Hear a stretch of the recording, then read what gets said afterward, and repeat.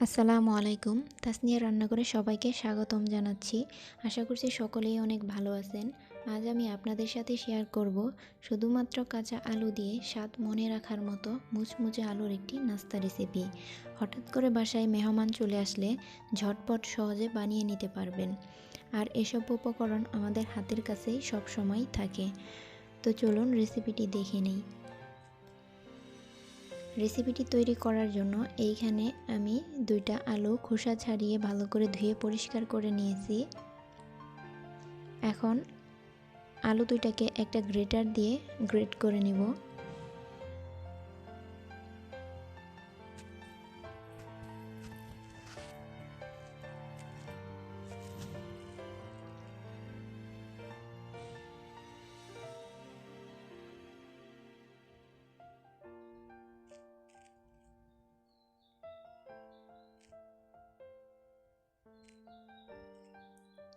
বাকি আলুটাও গ্রেট করে নিচ্ছি। তো গ্রেট করা হয়ে গেছে আমার আলু। এখন আলুর ভিতরে যে এক্সট্রা একটা পানি থাকে এটা আমি হাত দিয়ে চিপে এইভাবে বের করে নিচ্ছি। এটা ভালো করে বের করে নিতে হবে। আপনারা চাইলে একটা সুতির কাপড়ের ভিতরে নিয়ে একসাথেও বের করে নিতে পারেন।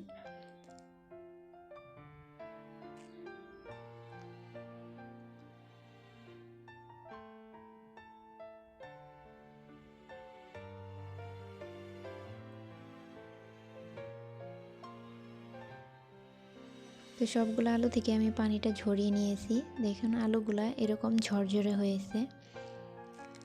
এখন এর মধ্যে আমি দিয়ে দিব 2 টেবিল চামচ পেঁয়াজ কুচি, 1 চা চামচ কাঁচামরিচ কুচি, 2 টেবিল চামচ ধনিয়া পাতা কুচি, হাফ চা চামচ চিলি ফ্লেক্স। এখানে ঝালটা আপনারা আপনাদের পছন্দ অনুযায়ী দিয়ে নেবেন। যে কোনো রেসিপিতে ঝাল আর লবণ আপনাদের পছন্দ অনুযায়ী দিয়ে নেবেন। দিয়ে দিচ্ছি 1/4 চা চামচ হলুদের গুঁড়া, 1/4 চা চামচ গরম মশলার গুঁড়া, হাফ চা চামচ আস্ত জিরা আর স্বাদ মতো লবণ। আর দিয়ে দিচ্ছি 2 টেবিল চামচ চাউলের গুঁড়া, 2 টেবিল চামচ ময়দা। হাতের কাছে ময়দা না থাকলে এখানে আটাও ব্যবহার করতে পারবেন। এখন সব কিছু হাত দিয়ে ভালো করে এভাবে মেখে নিচ্ছি। এটা প্রথম দিকে মাখাতে একটু শুকনা শুকনা মনে হবে, তবে পরে মাখতে মাখতে একটা আঠালো আঠালো ভাব চলে আসবে। প্রথমে শুকনা ভাব দেখে আপনারা পানি অ্যাড করতে যাবেন না, তাহলে দেখা যাবে যে পরে এই ডোটা অনেকটাই নরম হয়ে গেছে মিশ্রণটা। এই তো দেখেন আমার মাখানো হয়ে গেছে। আমি কিন্তু এর ভিতরে একটুও পানি ব্যবহার করিনি। এখন হাতটাকে আমি পরিষ্কার করে নিব। তো হাত পরিষ্কার করে নিয়েছি। এখন এখান থেকে কিছুটা মিশ্রণ হাতে নিয়ে এভাবে চেপে চেপে আমি একটা লম্বা শেপ দিয়ে নিচ্ছি। আপনারা আপনাদের পছন্দ অনুযায়ী শেপ দিয়ে নিতে পারেন, গোল করে বা যে কোনো শেপ দিয়ে নিতে পারেন। এই তো এই একইভাবে আমি সবগুলা নাস্তাই বানিয়ে নিব। তো সবগুলো নাস্তায় আমি বানিয়ে নিয়েছি। এদিকে একটা প্লেটে আমি 2 টেবিল চামচ কর্নফ্লাওয়ার নিয়ে নিয়েছি। নাস্তাগুলো কর্নফ্লাওয়ারের ভিতরে কোট করে নিব। আপনাদের হাতের কাছে যদি ব্রেড গাম থাকে তো ব্রেড গামেও কোট করে নিতে পারেন, আর না দিলেও কোনো সমস্যা নাই, এটা অপশনাল।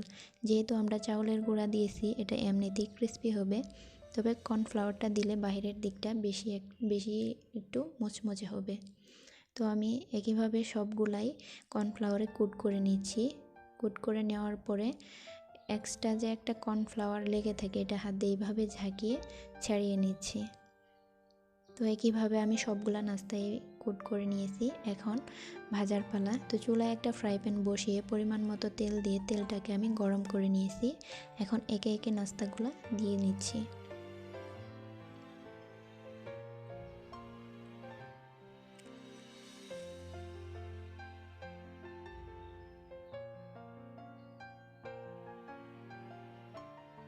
তো নাস্তাগুলো দেওয়া হয়ে গেছে।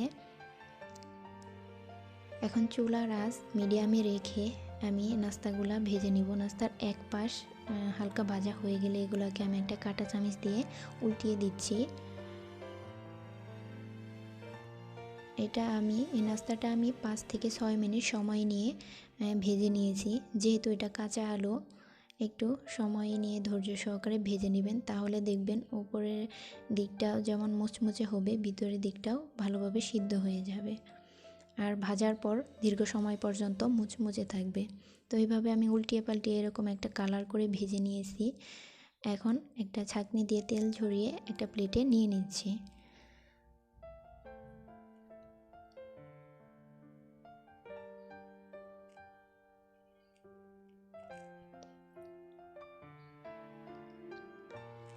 তো তৈরি হয়ে গেল খুবই মজার এই নাস্তাটি।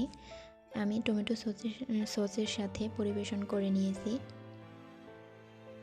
এটা খেতে কিন্তু ভীষণই মজার আর তৈরি করাও খুবই সহজ।